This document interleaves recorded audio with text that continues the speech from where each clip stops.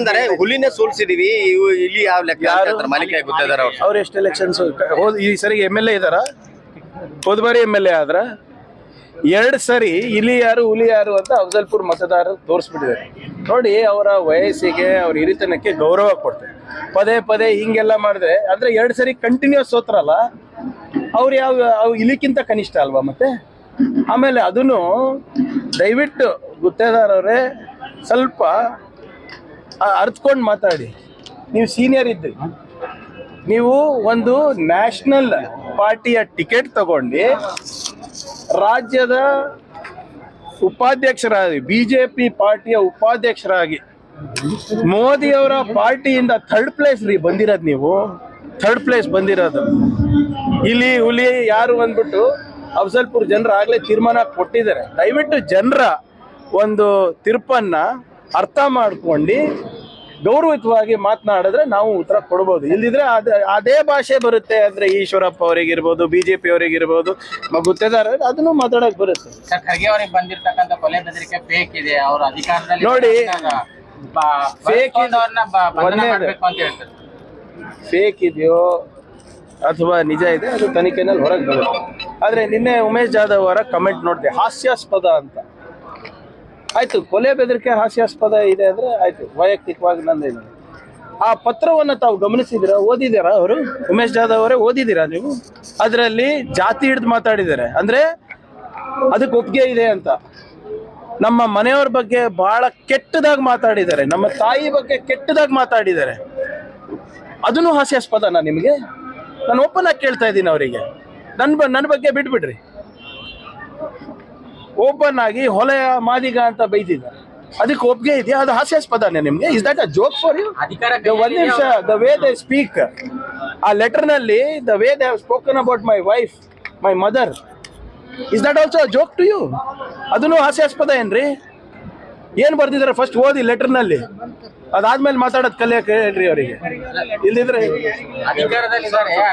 ತನಿಖೆ ಆಗುತ್ತೆ ಅದೇನ್ ಇವಾಗ್ಲೇ ಆಗ್ಬೇಕಂತ ಇದೆಯಾ? ಇವ್ರು ತನಿಖೆ ಮಾಡಿದ್ರ? ಕುಕ್ಕರ್ ಬ್ಲಾಸ್ಟ್ ಆಯ್ತಲ್ಲ, ತರಬೇತಿ ಎಲ್ಲಿ ಪಡೆದಿದ್ರು? ಹೋಮ್ ಮಿನಿಸ್ಟರ್ ಅವರ ಅಂಗಳದಲ್ಲೇ ಪಡೆದಿದ್ರು. ಅದು ಏನಾಗ್ತಾ ಇದೆ? ಅದು ಉಮೇಶ್ ಜಾಧವ್ ಅವರಿಗೆ ಸ್ಪಷ್ಟವಾಗಿ ಹೇಳ್ತಾ ಇದ್ದೀನಿ, ರಾಜಕೀಯ ಮಾಡಾಗಿದ್ರೆ ಮಾಡಿ, ಆ ಲೆಟರ್ ಅಲ್ಲಿ ಏನಿದೆ ಕರೆಕ್ಟ್ ಆಗಿ ಓದಿ. ಹಾಸ್ಯಾಸ್ಪದ ಅಂದ್ರೆ ಇವತ್ತು ಮಹಿಳೆಯರ ಬಗ್ಗೆ ಏನ್ ಬರ್ದಿದ್ದಾರೆ, ಅದರಲ್ಲಿ ನಮ್ಮ ಮನೆಯವ್ರ ಬಗ್ಗೆ ಏನ್ ಬರ್ದಿದ್ದಾರೆ, ನಮ್ಮ ತಾಯಿಯವ್ರ ಬಗ್ಗೆ ಏನ್ ಬರ್ದಿದ್ದಾರೆ, ಅದನ್ನು ಹಾಸ್ಯಾಸ್ಪದ ಏನ್ರಿ ನಿಮ್ಗೆ? ಸ್ವಲ್ಪನ ಕಾಮನ್ ಸೆನ್ಸ್ ಇಲ್ವಾ ನಿಮ್ಗೆ? ಮಾತಾಡೋದಕ್ಕಿಂತ ಮುಂಚೆ ಮಾತಾಡಿ, ಚರ್ಚೆ ಮಾಡಿ, ಪಾಲಿಸಿ ಬಗ್ಗೆ ಮಾತಾಡೋಣ, ಕುಲ್ಬುರ್ಗಿಗೆ ಏನ್ ಮಾಡಿದ್ರೆ ಮಾತಾಡೋಣ. ಇದೆಲ್ಲ ಮಾತಾಡೋಗಿದ್ರೆ ನಮಗೂ ಗೊತ್ತು ಏನೇನ್ ಮಾತಾಡೋದಿದೆ ಅಂತ.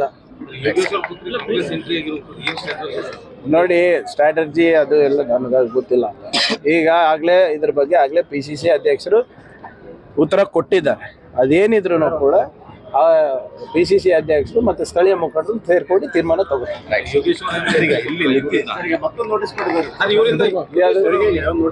ನಾನು ಮೊನ್ನೆನೆ ಹೇಳಿದ್ದೀನಲ್ಲ ಇವರೇ, C the star campaigners for BJP ಈ CBIT ED. ನಾನು ಬಹಳ ಸ್ಪಷ್ಟವಾಗಿ ಮೊನ್ನೆ ಹೇಳಿದ್ದೀನಿ, 1853 ಕೋಟಿ ರೂಪಾಯಿದು ಹೇಗೆ ಅವರು ಕ್ಯಾಲ್ಕುಲೇಷನ್ಗೆ ಬಂದಿದ್ದಾರೆ. ಅವ್ರ ಕ್ಯಾಲ್ಕುಲೇಷನ್ ಪ್ರಕಾರನೇ ಮಾಡಿದ್ರೆ ಅವರಿಗೆ 4600 ಕೋಟಿ ರೂಪಾಯಿ BJP ಕೊಡಬೇಕು. ಅದು ಯಾಕೆ ಆ ಮಂದ BJP ಅವರಿಗೆ ಯಾಕಿಲ್ಲ? ಇವರು ಸೋಲಿನ ಭೀತಿನಲ್ಲಿ, ರೈತರು ಆಕ್ರೋಶದಲ್ಲಿದ್ದಾರೆ, ಯುವಕರು ಆಕ್ರೋಶದಲ್ಲಿದ್ದಾರೆ, ಮಹಿಳೆಯರು ಆಕ್ರೋಶದಲ್ಲಿದ್ದಾರೆ, ಆರ್ಥಿಕ ಅಸಮಾನತೆ ಜಾಸ್ತಿ ಆಗ್ತಾ ಇದೆ, ಬೆಲೆ ಏರಿಕೆ ಜಾಸ್ತಿ ಆಗ್ತಾ ಇದೆ, ಸಂವಿಧಾನದ ಪರ ಹೋರಾಟ ಜಾಸ್ತಿ ಆಗ್ತಾ ಇದೆ. ಅದಕ್ಕೆ ಇವರೇನು ಅಬ್ಕಿ ಬಾರ್ 400 ಪಾರ್ ಅಂತ ಇದೆ, ಅದು ಬರೀ ಅವ್ರಿಗೆ ಕನಸು, ನನಸಾಗ್ತಾ ಇಲ್ಲ. ಅದಕ್ಕೆ ಎಲ್ಲ ವಿರೋಧ ಪಕ್ಷದ ಅಕೌಂಟ್ಗಳು ಸೀಸ್ ಮಾಡೋದು, ಅವ್ರಿಗೆ ಜೈಲಿಗೆ ಹಾಕೋದು ಇದು ನಡೆದಿದೆ. ಇವತ್ತೇನೋ ಆಪ್ ಅವರಿಗೂ ಕೂಡ ಅಕೌಂಟ್ ಫ್ರೀಸ್ ಮಾಡಬೇಕು ಅಂದ್ಬಿಟ್ಟು ಏನೋ ಒಂದು ಪತ್ರ ಕೊಟ್ಟಿದ್ದಾರೆ ಅಂತ ಮಾಹಿತಿ ಬರ್ತಾ ಇದೆ. ಸೊ ಇದೇ ಅವ್ರ ಕಾರ್ಯತಂತ್ರ. ಫ್ರೀ ಆ್ಯಂಡ್ ಫೇರ್ ಎಲೆಕ್ಷನ್ಸು ಇವತ್ತು ನಮ್ಮ ಪ್ರಜಾಪ್ರಭುತ್ವದಲ್ಲಿ ಆಗ್ತಾ ಇಲ್ಲ. EC ಅವರು ಕಣ್ಣು ಮುಚ್ಕೊಂಡು ಕೂತಿದ್ದಾರೆ. ಅವರು ದಯವಿಟ್ಟು ಕಣ್ಣು ತೆಗೆದು ಒಂದು ಸಮಾನವಾದಂತ ಒಂದು ಲೆವೆಲ್ ಪ್ಲೇಯಿಂಗ್ ಫೀಲ್ಡ್ ಅನ್ನ ಕೊಡಬೇಕು ಅಂತ ತಮ್ಮ ಮುಖಾಂತರ ನಾನು ಒತ್ತಾಯಿಸ್ತಾ ಇದ್ದೀನಿ. ಅದಿಲ್ಲ, ಅದೆಲ್ಲ ಇನ್ನ ಗೊತ್ತಿಲ್ಲ, ಚರ್ಚೆ ನಡೀತಾ ಇದೆ, ನೋಡೋಣ. ಬೆಂಗಳೂರಿನಿಂದ ಮಂಗಳೂರುವರೆಗೆ, ಬೀದರ್ನಿಂದ ಚಾಮರಾಜನಗರದವರೆಗೆ ನಿಮ್ಮ ಸುದ್ದಿ ನಿಮ್ಮದೇ ಭಾಷೆಯಲ್ಲಿ. ಕರ್ನಾಟಕ ತಕ್.